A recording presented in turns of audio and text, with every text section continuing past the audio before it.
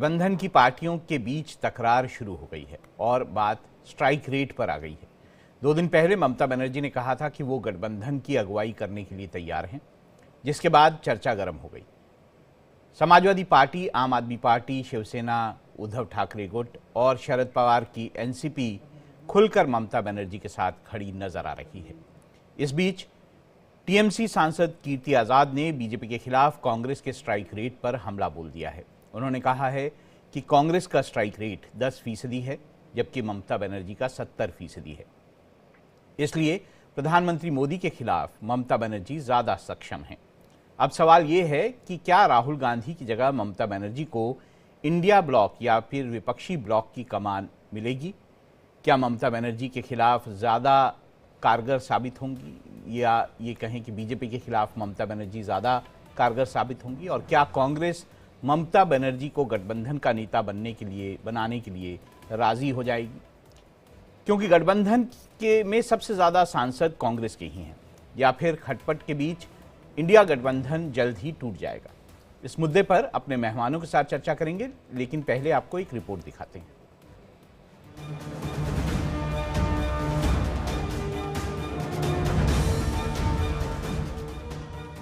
लोकसभा चुनाव में मिली कामयाबी से इंडिया गठबंधन उत्साहित था। कांग्रेस ने 99 सीटें जीतकर गठबंधन को लीड किया, लेकिन हरियाणा और महाराष्ट्र में करारी हार के बाद तस्वीर का रुख बदल गया है। गठबंधन में कांग्रेस के खिलाफ विरोध के सुर तेज हो गए हैं। गठबंधन के लीडर के तौर पर राहुल गांधी की जगह ममता बनर्जी के नाम की चर्चा जोर पकड़ रही है। टीएमसी सांसद कीर्ति आजाद के बाद खींचतान और ज्यादा बढ़ने के आसार हैं। कीर्ति आजाद ने कहा कि कांग्रेस का स्ट्राइक रेट 10 जबकि ममता बनर्जी का 70 है, इसलिए इंडिया गठबंधन की कमान ममता बनर्जी को मिलनी चाहिए। आप देखें तो बहुत सारे घटक दल हैं इंडिया ब्लॉक के जो प्रसन्न नहीं हैं और वो चाहते हैं कि ममता बनर्जी को लीड करना चाहिए इंडिया ब्लॉक। उन्होंने ही खड़ा किया था। नरेंद्र मोदी जी जब भी वहां गए हैं तो उन्होंने मुंह की खाई है।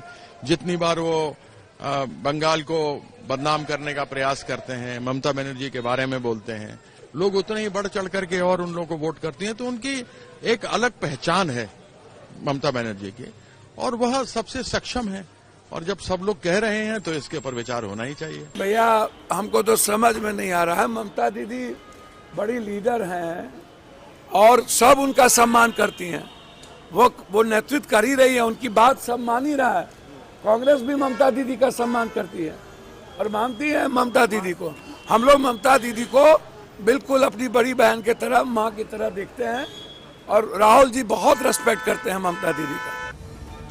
टीएमसी सांसद ने कहा कि जब सभी दल बोल रहे हैं कि ममता बनर्जी को इंडिया ब्लॉक को लीड करना चाहिए, तो कांग्रेस को क्या दिक्कत है? ऐसा लगता है कि रस्सी जल गई लेकिन बल नहीं गया। कांग्रेस सभी को साथ लेकर नहीं चल पाई। लेकिन सवाल ये है कि क्या कांग्रेस गठबंधन की लीडरशिप छोड़ेगी? क्योंकि वो गठबंधन में ऐसा लगता है कि रस्सी जल गई लेकिन बल नहीं गया। लेफ्ट कांग्रेस सभी को साथ लेकर नहीं चल पाई समर्थन। लेकिन सवाल ये है कि क्या कांग्रेस गठबंधन की लीडरशिप छोड़ेगी? क्योंकि वो गठबंधन में सबसे बड़ी पार्टी है। दूसरी तरफ क्या ममता को लेफ्ट, डीएमके समेत दूसरे विपक्षी दलों का समर्थन मिलेगा? मुद्दा जब कोई मिल नहीं रहा है, उनको जवाब नहीं देना पड़ रहा है, संसद भवन न चले विवाद करने के लिए, ताकि जो गंभीर मुद्दे हैं इस समय, किसानों का मुद्दा है, आपके बहुत सारे मुद्दे हैं, संभल वाला मुद्दा है, इस पे ध्यान न जाए, तो ऐसे काम तो ये भारतीय जनता पार्टी शुरू से करती आ रही है। जब भी कोई ऐसा मुद्दा आता है, ये सीधे सीधे गांधी परिवार पे आरोप लगाने पे उतर आते हैं। कांग्रेस का साफ कहना है कि गठबंधन के नेता राहुल गांधी ही रहेंगे, लेकिन कांग्रेस के सामने मुश्किल ये है कि समाजवादी पार्टी, आम आदमी पार्टी, एनसीपी, शरद गुट और शिवसेना समेत कई दल ममता बनर्जी को समर्थन देते दिख रहे हैं। शरद पवार ने कहा कि ममता बनर्जी में गठबंधन को लीड करने की क्षमता है। दूसरी तरफ महाराष्ट्र में हार के बाद गठबंधन में तकरार बढ़ चुकी है। समाजवादी पार्टी ने महाविकास अघाड़ी से खुद को अलग कर लिया है। शिवसेना यूबीटी नेता आदित्य ठाकरे ने भी सपा को बीजेपी की बी टीम बता दिया है। यूपी में भी उपचुनाव के बाद समाजवादी पार्टी और कांग्रेस में खटपट की खबरें हैं, यानी इंडिया गठबंधन टूटने के कगार पर है और ममता बनर्जी का समर्थन करके कई दलों ने कांग्रेस को आईना दिखा दिया है। Bureau report, India daily.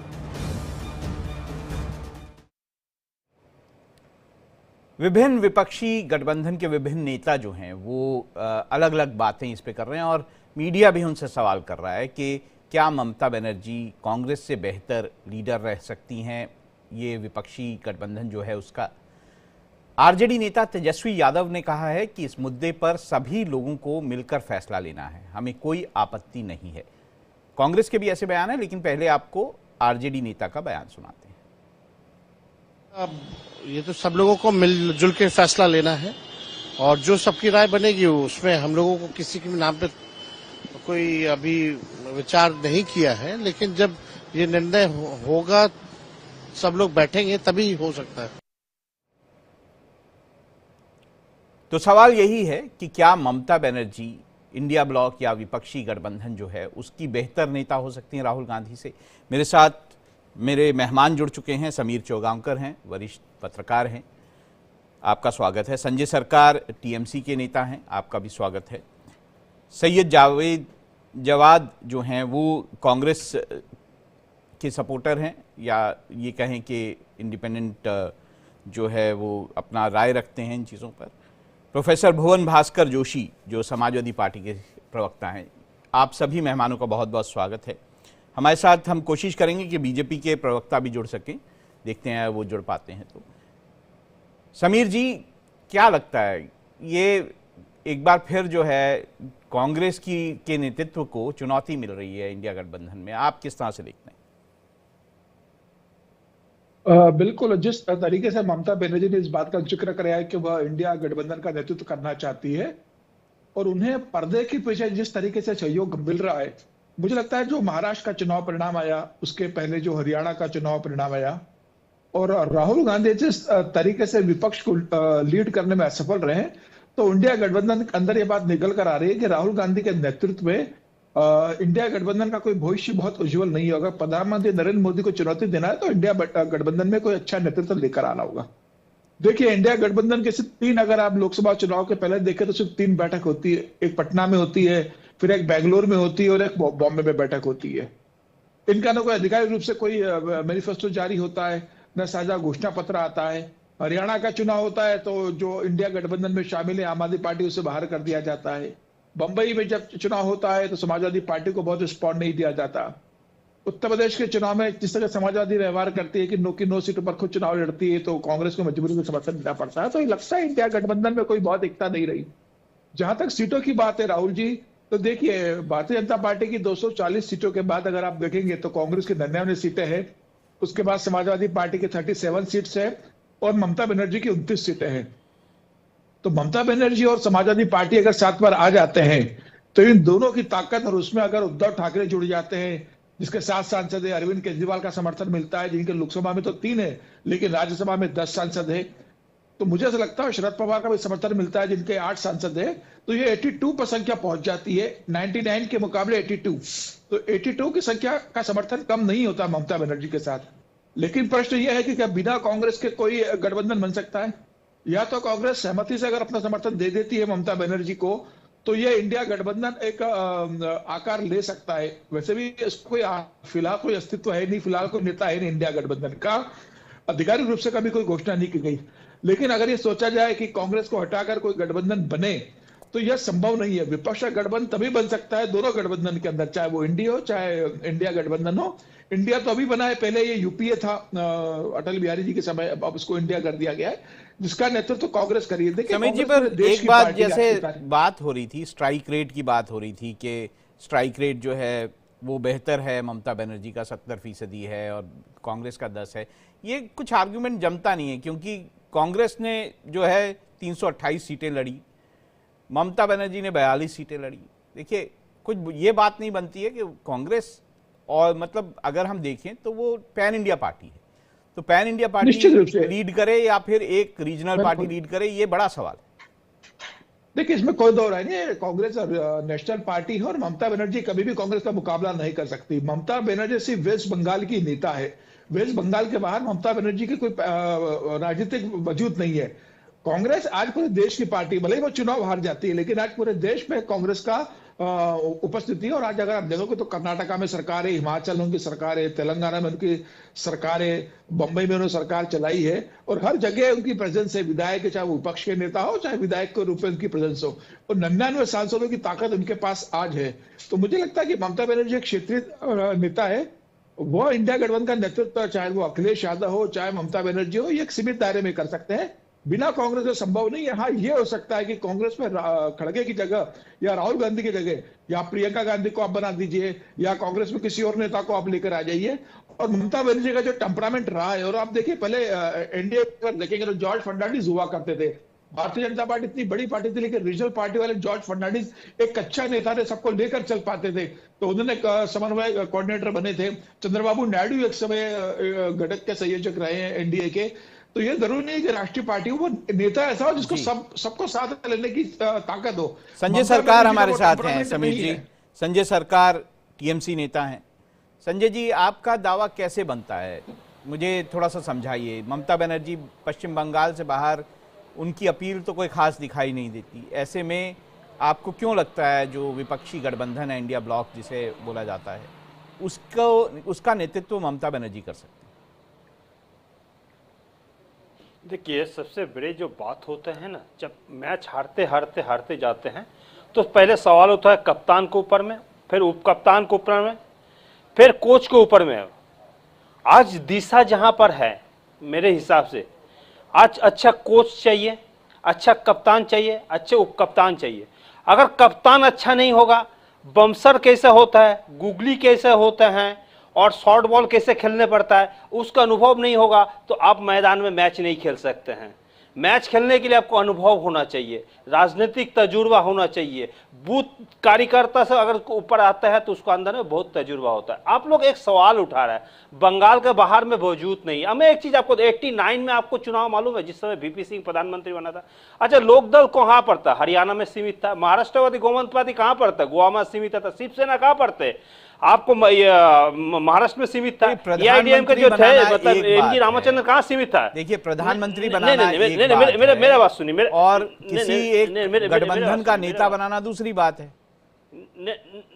नहीं, मेरे बात सुनिए, मेरे बात कंप्लीट करने दीजिए। एमजी रामचंद्रन तमिलनाडु का, एनटी रामाराव का आंध्र प्रदेश के अंदर था, लेकिन अच्छा कप्तान चाहिए था। अब तक कप्तान कौन बन पाया था? वीपी सिंह बन पाया था। वीपी सिंह का अनुभव था राजनीतिक, इसके लिए एक अच्छा तरफ से फाइट देके वहां पर आ पाए हैं। आज क्या है, एक बूथ अगर कार्यकर्ता का अगर अनुभव आपको अंदर में नहीं रहेंगे, आप 100% कभी सक्सेस नहीं हो सकता है। क्यों?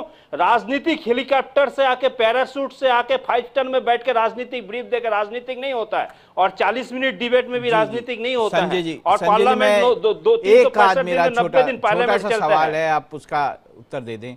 आप ये कहना चाहते हैं कि राहुल गांधी जो है वो पैराशूट से आए हैं? आप ये कहना चाहते हैं राहुल गांधी को जो राजनीतिक अनुभव नहीं हुआ इतने सालों में? आप ये कहना चाहते हैं राहुल गांधी जो है लीडरशिप के काबिल नहीं है? देखिए, ये तो आप सबको जानकारी, हमको नया करके बोलने का आपने बोला, इसलिए मैं आज ममता दीदी में वो जो काबिलियत है, ममता दीदी में जो काबिलियत ऑल इंडिया में आपकी बात को बोल रहा हूं। आपने जो बातें बोली मैं उसका चाहता हूं आप उसको क्लैरिफाई करें। क्या राहुल गांधी को आप पैराशूट से आया हुआ नेता मानते हैं? पैराशूट से ड्रॉप किया गया। क्या आप राहुल गांधी को जो सक्षम नहीं है ये मानते हैं? क्या आप मानते हैं राहुल गांधी को अनुभव नहीं? देखिए, एक नेता होता है वंश पराक्रम, मतलब क्या होता है, इंदिरा गांधी के बाद राहुल गांधी, इंदिरा गांधी का राजीव गांधी, राजीव गांधी का राहुल गांधी, प्रियंका गांधी, कैरो। अब ममता बनर्जी कैरो पॉलिटिक्स नहीं है, डायरेक्ट मतलब जो संघर्ष करते जमीन में पहुंचे हैं। दोनों में बहुत फर्क है अनुभव हिसाब से। ममता बनर्जी को कहें आल्पिन से लेके एलिफेंट, जीरा से लेके हीरा, ये अनुभव ही राजनीतिक अनुभव है। जो अनुभव आपको बूथ का राजनीति, ग्रासरूट लेवल का राजनीतिक का अनुभव नहीं हो सकता है, आप राजनीतिक में कभी सक्सेस नहीं हो सकते हैं। आपको बूथ का कार्यकर्ता को कंधों में हाथ मिलाकर चलने पड़ता है। आप हाथ मिलाने के बाद अगर मिनरल वाटर या साबुन से हाथ धोते हैं तो वो राजनीतिक नहीं होता होता है। अनुभव राजनीति अगर किसी के पास है ममता दीदी को, तो मैं सभी तो इसके लिए समर्थन कर रहे हैं। आज नेता का जरूरत है, आज नेता का जरूरत है, कप्तान का जरूरत है, जो मैदान में आपकी बात सुनी। खेल पाए। संजय जी, मैंने आपकी बात सुनी। मैं सईद जवाद साहब के पास जाना चाहूंगा। क्या जो बात टीएमसी नेता बोल रहे हैं संजय सरकार, वो एक तरह से इंडिकेट कर रहे हैं कि राहुल गांधी जो है पैरा ड्रॉप किए गए हैं? वो ये बात कर रहे हैं कि राहुल गांधी को अनुभव नहीं है, वो ये बात कर रहे हैं कि राहुल गांधी जो है वो नेता नहीं हो सकते। उन्होंने जो बार बार बीजेपी भी आरोप लगाती है कि डायनेस्टिक पॉलिटिक्स का, वो भी आरोप आपके ऊपर लगाया। आप कितने सहमत हैं? जी बहुत बहुत धन्यवाद, और आपको और आपके सभी दर्शकों को मेरा जय हिंद, जय संविधान। और बात की शुरुआत में अपने एक शेर से कहता हूँ कि अंधेरे चारों ओर साएं साएं करने लगे, चराग हाथ उठा के दुआएं करने लगे, और सलीका जिनको सिखाया था हमने चलने का, वही लोग आज हमें दाएं बाएं करने लगे। आदरणीय ममता बनर्जी जो है बहुत सम्मानीय है, और राहुल जी बहुत सम्मान करते हैं। और देखिए, इंडिया अलायंस में जो लोग झगड़ा डालने की कोशिश कर रहे हैं या ये दिखाने की कोशिश कर रहे हैं सब कुछ है, अलग अलग है, ये नाराज, मैं आपसे कह रहा हूँ कोई ऐसी नाराजगी नहीं। और ये हमारे लिए बड़ी खुशी की बात है कि लोग इतने एक्सपीरियंस लोग हैं कि वो अपनी अपनी दावेदारी दे सकते हैं, चाहे ममता बनर्जी हो गई, चाहे शरद पवार हो गए, चाहे आपके जो है आदरणीय लालू जी हो गए, चाहे राहुल जी हो गए, ये सब योग्य लोग हैं। हाँ, राहुल जी के ऊपर लोग बड़ी टीका टिप्पणी करते हैं, तो मैं आप सवाल का जवाब जो है टीएमसी के हमारे बड़े भाई यहाँ पे आदरणीय बैठे हैं संजय सरकार जी, मैं उनको एक जवाब देता हूँ कि शेर के बच्चे को शिकार करना नहीं सिखाते। वो जानता है और उसकी फितरत है, और उसको जो है ऊपर से बहुत सी चीजें आय होती हैं कि कैसे राजनीतिक अनुभव राहुल जी के पास है।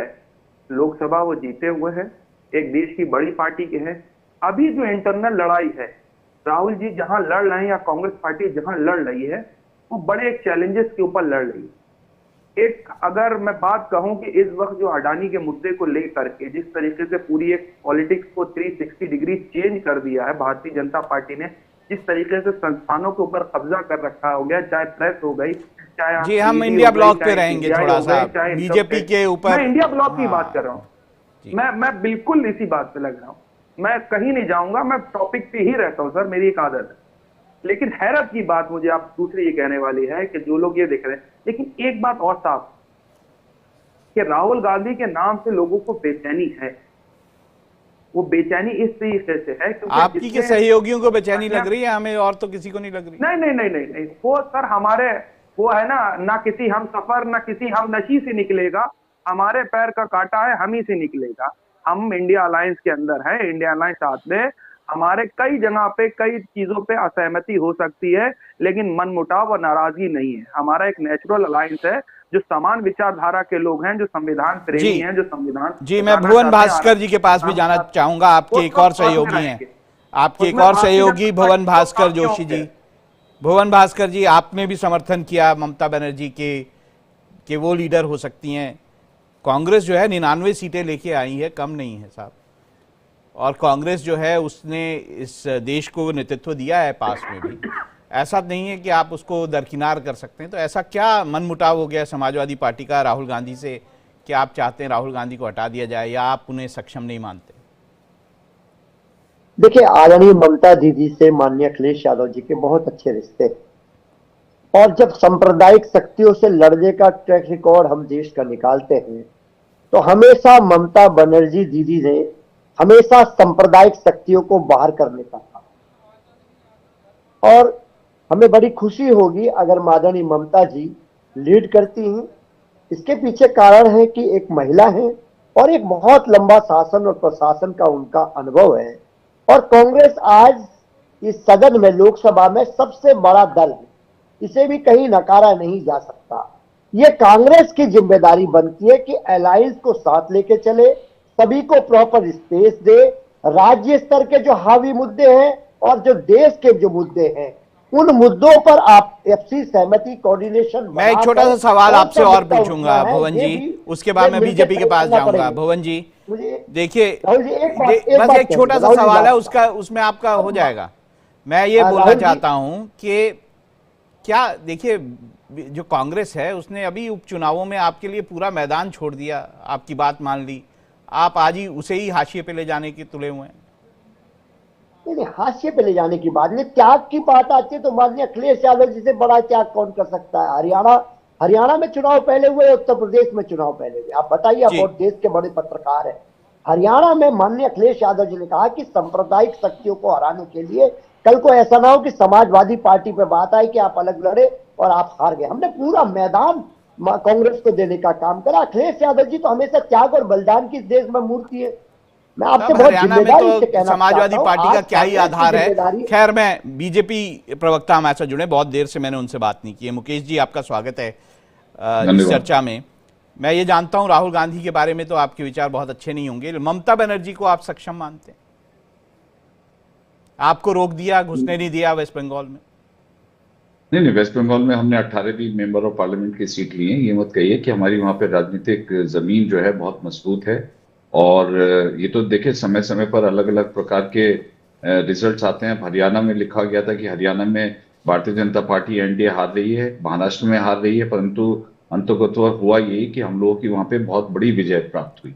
तो ये जो स्थानीय दोनों चुनावों में, लोकसभा चुनाव में भी, लोकसभा चुनाव में भी 29 सीटें टीएमसी जीती, विधानसभा चुनावों में 213 सीटें बीजेपी टीएमसी जीती। तो बीजेपी नहीं इनरोड्स बना पाई ना पश्चिम बंगाल में, ये तो बात साफ है। नहीं, मुझे बताइए 18 एमपी हमने जीते कि नहीं जीते? मुझे बताइए जरा। 18 एमपी वेस्ट बंगाल में हमने जीते तो किस आधार पे जीते? वहां पे जरूर हमारी राजनीतिक, हो सकता है कुछ कमजोरियां रह गई, सन ऑफ सॉइल थ्योरी भी होती है, किसी is the daughter of the soil, तो वो भी एक बहुत बड़ा एंगल है। और इसके अलावा उसके क्या कारण है, मैं समझता हूं कि उसके पीछे एक बहुत बड़ी खूनी राजनीति है जिसके आधार पर उन्होंने आतंक फैलाया हुआ था। और किस प्रकार आपने संदेश खाली का पूरा मुद्दा उठाया, कुछ नहीं हो पाया। नहीं, देखिए, हो ना हो अलग बात है, लेकिन ये तो समाजवादी पार्टी का भी आप देखिए, उपचुनाव में जो है वो कहते हैं साथ, इसमें हमारे साथ आनी चाहिए। क्या हुआ उनका? अल्टीमेटली उनकी वहां पे जमीन खिसक गई, जो कि इनकी स्ट्रॉन्ग सीट थी वहां पर। तो ये देखिए समय समय, लेकिन आप पूरा परिप्रेक्ष्य में देखिए पूरे उसको। भारतीय जनता पार्टी तीसरी बार पार्लियामेंट में चुनाव जीती है। हरियाणा में, महाराष्ट्र में जहां पे लिख दिया गया था कि शायद बिल्कुल नहीं आएगी, वहां पे जीते हैं। तो हमारी विजय जो है लगातार, अब आप कैलकाटा या वेस्ट बंगाल को लेकर के आप उसका एक आधार बना ले, पूरे परिपेश का मैं समझता हूँ वो परिपक्व विश्लेषण है। आप मानते हैं कि तो ममता बनर्जी राहुल गांधी से बेहतर नेता हो सकती हैं विपक्षी गठबंधन? देखिए, राहुल गांधी से बेहतर मैं समझता हूँ कोई भी लीडर हो सकता है, क्योंकि उनकी राजनीतिक अपरिपक्वता जो है वो पराकाष्ठा पे पहुंच चुकी है। उनको लगातार कई मौके दिए गए, उन्होंने कोई भी आज तक ऐसा मुद्दा नहीं उठाया जो कि उसको सब्सटेंशिएट कर सकें। चाहे वो राफेल का मामला हो, चाहे अडानी का मामला हो, चाहे हिंडनबर्ग रिपोर्ट हो, कोई भी मुझे बता दिए। आप क्यों नहीं मानते कि राहुल गांधी ने लोकसभा चुनावों में आपको बहुमत लेने से रोक दिया? नहीं, वो देखिए, ऐसा है कि उत्तर प्रदेश में कुछ कमियां रह गई थी, नहीं तो वहां पे भी बहुमत आ जाता, जिसको प्रतिबिंबित किया गया है। वो राहुल गांधी जी अपनी पीठ थपथपा लें, वो भी 99 को, अगर वो जीत उस हार को अपनी जीत कह रहे हैं, ठीक है। आंशिक रूप से राजनीति के अंदर उलट पलट होनी भी चाहिए, विपक्ष को मजबूती से आना भी चाहिए, हम तो चाहते हैं विपक्ष मजबूत आए। लेकिन राहुल गांधी का अगर आप कहें कि इसके बेसिस पे आप प्रोजेक्शन करेंगे कि ये बहुत बड़े नेता बन गए हैं, या जिस प्रकार से मुझे बताइए गठबंधन के जितने भी इनके दल वो हैं, सब राहुल गांधी के खिलाफ बोल रहे हैं। अखिलेश यादव बोल रहे थे कि मैं अपनी साइकिल पर नहीं बैठाऊंगा, मेरी साइकिल पंचर हो जाती है, अखिलेश बोल रहे हैं। आपने देखे आप पार्टी और कांग्रेस के अंदर क्या आपस में सिर फुटबॉल राजनीति कर रहे हैं, सपा वाले और कांग्रेस वाले कर रहे हैं। टीएमसी तो घुसने ही नहीं देना चाहती वहां पर जो है सागरडिगी में एक कांग्रेस जीत गई थी, वो बाद में टीएमसी ने जीत ली, तो वहां पे भी इनको गाली गलौज मिल रही है। तो इनकी जो राजनीतिक जमीन है वो कहीं पर भी जो है, एक बुनियाद जो है इनका, देखिए मैं बताऊं आपको, सबसे पहले तो इनको आपके पास आऊंगा, एक सेकंड बस, एक सेकंड में खत्म कर रहा हूं, पूरा करिए। मैं समझता हूं कि इंडिया गठबंधन को अपनी सेल्फ डिनायल मोड से हट करके एक बहुत सीरियस इंट्रोस्पेक्शन करना चाहिए कि कैसे इसको हम मुस्तकबिल में आगे लेके जाएं। वो वहां पे कहीं नहीं हो रहा है। इनके विचार विरोध जो है और जो अंतर्कलह है वो जग जाहिर पब्लिक में आकर के। मैं समीर जी के पास जाना चाहूंगा। समीर जी, दो चीजें दिखाई देती हैं। एक चीज ये जो मैंने बीजेपी प्रवक्ता से सवाल पूछा था कि क्या ये सही नहीं है कि राहुल गांधी ने बीजेपी को पूर्ण बहुमत से रोक दिया? क्या ये सही नहीं है कि राहुल गांधी की एफर्ट से कहीं ना कहीं कांग्रेस को बल मिला। तो ऐसा क्या हो गया कि इंडिया गठबंधन में आज ममता बनर्जी राहुल गांधी से ज्यादा इंपॉर्टेंट दिखाई?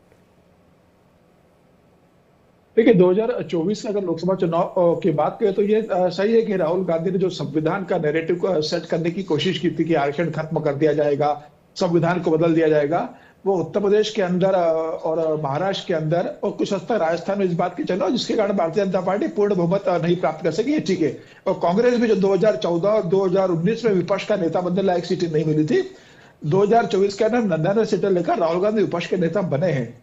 लेकिन उसके बाद क्या वो मोमेंटम राहुल गांधी कंटिन्यू कर पाए, जिस मोमेंटम के आधार पर राहुल गांधी ने लोकसभा चुनाव में एक अच्छा प्रदर्शन किया था, न वो हरियाणा में बना पाए, न महाराष्ट्र में उसका जिक्र कर पाए, दोनों जगह आप चुनाव हारे। तो मुझे लग रहा है कि अब ममता बनर्जी को लग रहा होगा कि राहुल गांधी के नेतृत्व में, और देखिए वैसे भी कांग्रेस का डर तो ममता बनर्जी को रहेगा, समाजवादी पार्टी को रहेगा, अरविंद केजरीवाल को रहेगा, क्योंकि इन सब की राजनीति कांग्रेस के वोट बैंक पर बनी हुई है। कांग्रेस जितनी मजबूत होगी इनका वोट बैंक उतना कमजोर होगा, इस बात को ये जानते हैं, क्योंकि ममता बनर्जी का, अखिलेश यादव का, अरविंद केजरीवाल का वोट बैंक वही है जो एक समय कांग्रेस का वोट बैंक हुआ करता था। तो कांग्रेस जितनी कमजोर रहेगी और कांग्रेस का विस्तार जितना कम होगा उतना ही राजनीतिक दलों के लिए फायदेमंद रहने वाला है। लेकिन यह बात भी सही है कि बिना राहुल गांधी के या बिना कांग्रेस के कोई भी सत्ता केंद्र में नहीं आ सकते विपक्ष के रूप में। अगर ये मान लिया जाए कि कांग्रेस को हटाकर ममता बनर्जी ये ताकत बन जाएगी को इंडिया गठबंधन को सत्ता दिला देगी अगले 2029 के चुनाव में, ये संभव नहीं है।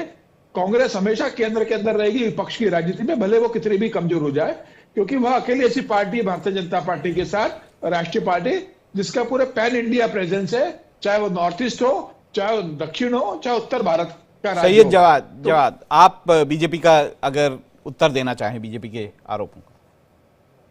नहीं, देखिए क्या है, अभी जो एनडीए गठबंधन है और एक तरफ इंडिया गठबंधन है, गठबंधन के अंदर कोई भी किसी के लिए 100% अगर आप कहें कि उसके साथ रहता है, चाहे अलायंस पहले कर ले या अलायंस बाद में कर ले, और इसकी तमाम नजीरें हमने देखी हुई।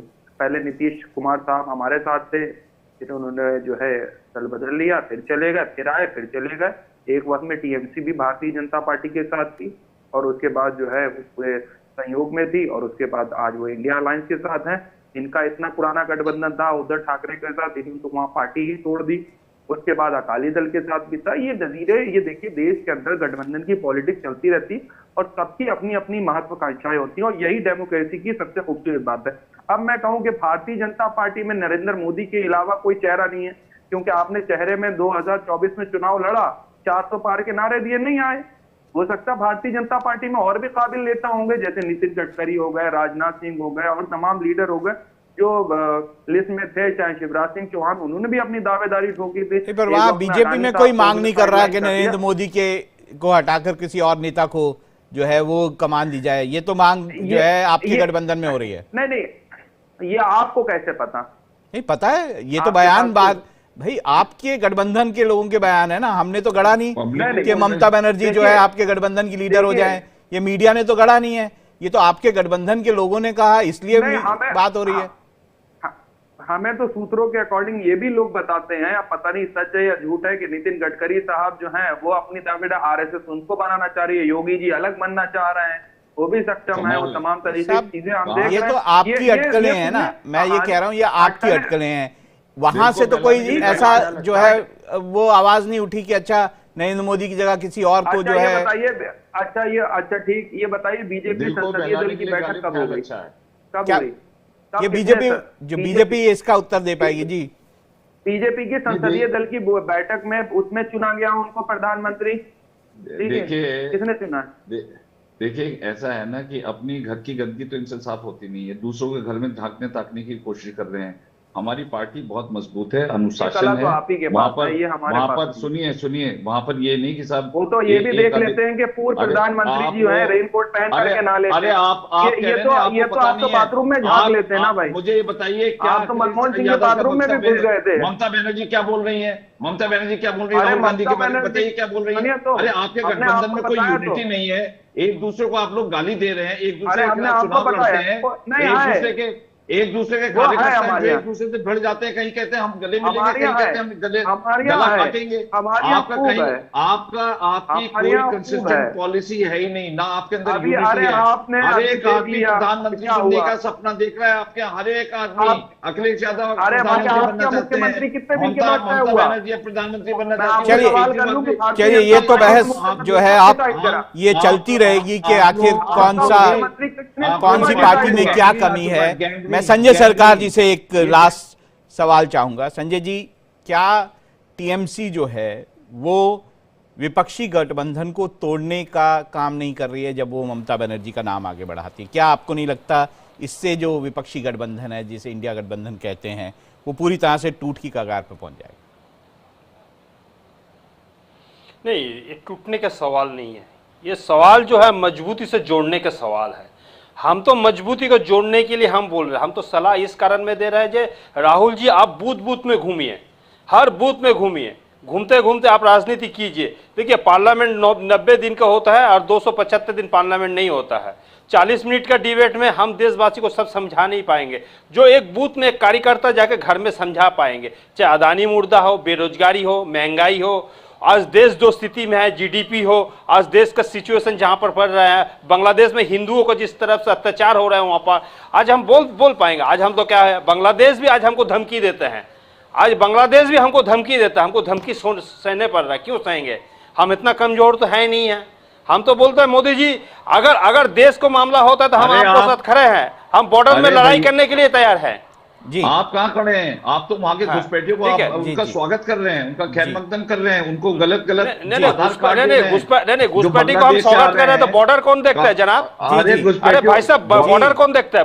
बॉर्डर बॉर्डर कौन देखता है? नहीं, बॉर्डर चलिए, बॉर्डर बॉर्डर कौन देखता है? अरे, बीएसएफ देखता है। अच्छा, बीएसएफ अगर का नेता बॉर्डर कौन, में- बीएसएफ का अच्छा, मुखिया अच्छा, कौन है? मैं अमित मान लेता हूं। चलिए, शाह। और ये अच्छा, बीएसएफ का मॉनिटरिंग कौन करता है? आईबी बॉर्डर से इंटेलिजेंस मुझे- ब्यूरो कौन मैं है? हम- मुखिया मैं कह रहा हूं, जी, हम अमित वो शाह। मुद्दे की बात है, उस पे रहते एनआईए हैं। कौन तो देखता है? आप अमित दोनों शाह। मेहमानों से मेरा गुजारिश है कि मुद्दे